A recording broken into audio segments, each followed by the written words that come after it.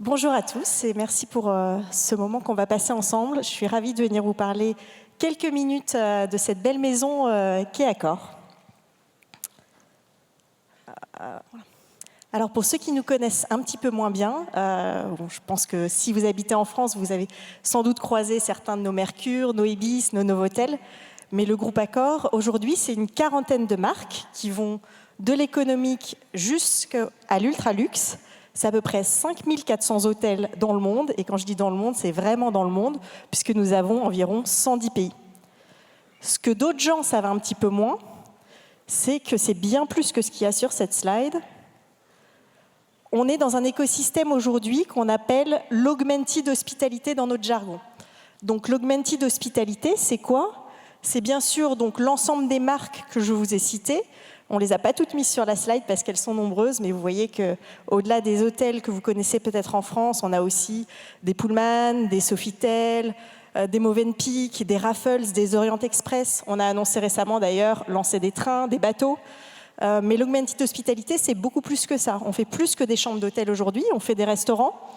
On a plus de 10 000 restaurants dans le monde. En fait, c'est beaucoup plus que d'hôtels. On fait aussi de l'entertainment, on fait des boîtes de nuit, on fait des spas, on fait des golfs, on fait du catering, donc de tout ce qui est de la restauration. On fait du coworking avec Wojo. On fait aussi de la tech. Et par ailleurs, on a un énorme programme de fidélité qui s'appelle All. Si vous n'êtes pas inscrit, je vous encourage largement à aller le voir d'ailleurs, qui repose sur un écosystème de partenaires très large, des compagnies aériennes, des acteurs de la mobilité, des acteurs de l'entertainment, des banques, des assurances.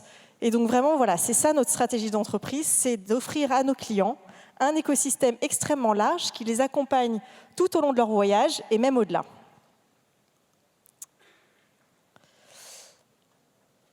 Alors, pour parler un petit peu de technologie, puisque c'est le sujet qui nous amène aujourd'hui, on est dans un secteur qui a été beaucoup disrupté dans les 15 dernières années. Je pense que vous avez tous suivi les émergences d'acteurs comme des Booking, des Expedia, des Airbnb. Et il y a des entreprises dans la travel tech qui émergent tous les jours. Et néanmoins, quand on regarde le secteur, on était plutôt un secteur en retard sur tout ce qui concerne le cloud.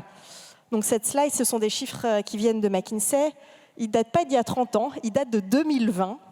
Et si vous regardez, c'est ce que ça mesure aujourd'hui sur cette slide, c'est le pourcentage d'entreprises qui avaient commencé la migration dans le cloud en 2020. Regardez l'hôtellerie, on est tout en bas. 27%, c'est rien, encore une fois, c'était il y a moins de 3 ans. Et on est bien derrière d'autres secteurs qu'on pourrait penser un peu plus traditionnels. L'hôtellerie était vraiment en bas. Donc, Accor, on a beau être une entreprise innovante, on ne faisait pas vraiment exception à cela. Et puis, il s'est passé une petite chose en 2020, je ne sais pas si vous l'avez vu, mais on a eu un truc qui s'est appelé Covid. Alors le Covid, au début, c'est une catastrophe pour le secteur. Il faut s'imaginer que du jour au lendemain, les gens ne voyagent plus. C'est 1 milliard de gens qui ne voyagent plus du tout. C'est des gens qui restent chez eux, qui ne vont plus dans les restaurants. C'est 90% du chiffre d'affaires du groupe qui s'évapore du jour au lendemain. Mais au-delà de la crise, ce que cette crise a fait, c'est accélérer et mettre en avant des enjeux qui étaient déjà présents et qui nous ont forcés à nous transformer. Alors, je vous en ai listé quelques-uns. Ça peut paraître banal, mais encore une fois, pour le groupe Accor, c'était vraiment un électrochoc et je pense parler au nom des autres acteurs de l'hôtellerie qui ont vécu la même chose également. Ce que ça a renforcé, c'est le besoin d'agilité et d'adaptabilité. Il faut s'imaginer que du jour au lendemain, vous avez des dizaines de millions de clients qui vous demandent à être remboursés, qui vous demandent à avoir un avoir, qui veulent savoir si l'hôtel est ouvert, qui veulent savoir si l'hôtel a les conditions nécessaires en termes les conditions sanitaires nécessaires pour les recevoir. Ça veut dire qu'on ne peut plus attendre 1 mois pour pouvoir rembourser des clients via la technologie. On ne peut pas mettre non plus des milliers de gens du jour au lendemain à décrocher le téléphone. Donc ça demande d'être agile et de s'adapter. Je parle du Covid, mais c'est d'ailleurs en fait notre quotidien. Vous prenez la guerre en Ukraine, du jour au lendemain, il faut gérer aussi des situations humaines difficiles. Vous parlez de la Turquie, et finalement, le quotidien de notre secteur, c'est ça. C'est un besoin accru de s'adapter à un environnement qui est changeant, de faire preuve d'agilité, mais pas que. Ça veut dire aussi, dans un contexte où, encore une fois, le cash ne rentre plus dans les caisses, la notion de valeur, dans une industrie qui a été bénie jusqu'à présent, la notion de valeur prend tout son sens puisque chaque sou compte, le cash est compté et on se rend compte que tout peut changer du jour au lendemain. Et vraiment focaliser les équipes sur ce qui va apporter le plus de valeur devient extrêmement important.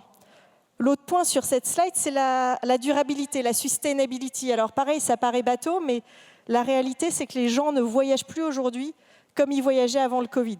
Les gens ont vraiment pris cette période pour réfléchir à leur mode de consommation. Ils voyagent différemment, ils cherchent des acteurs qui peuvent les accompagner et qui représentent ces valeurs de durabilité et de sustainability.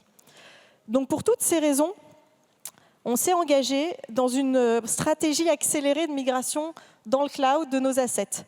Donc il faut s'imaginer qu'en 2017, Accor n'avait pas un seul de ses assets dans le cloud. En 2021, en plein Covid, on a commencé à travailler cette stratégie qu'on a réellement lancée depuis début 2022. Donc on est passé de 5 ans de migration complètement opportuniste à une stratégie extrêmement volontariste pour migrer 100% de notre SI d'ici 2025 dans le cloud. Aujourd'hui, on a fait à peu près la moitié du chemin, donc il reste encore un petit peu d'efforts à fournir.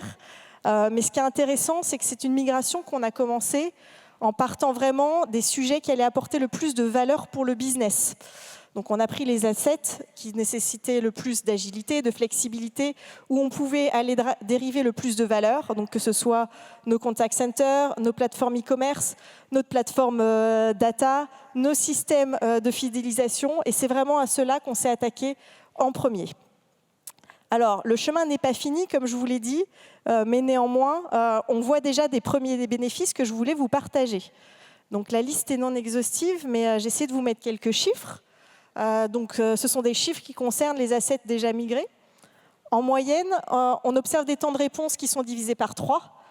Vous le savez mieux que moi, mais notamment sur les plateformes B2C, on dit souvent que 0,1 seconde de téléchargement, ça peut faire jusqu'à 10% de lift de conversion sur des canaux d'e-commerce. Accor ne fait pas exception à ça. Donc avoir des temps de réponse de système divisés par 3, c'est énorme en termes d'impact business.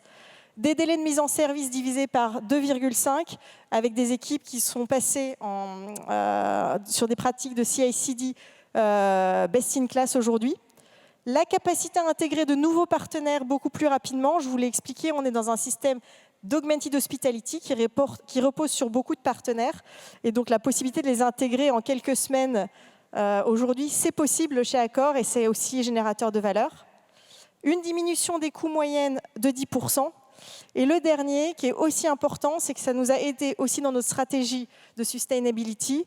On a notamment certains de nos data centers où on a fait jusqu'à 80% de réduction des émissions carbone grâce à cette stratégie cloud.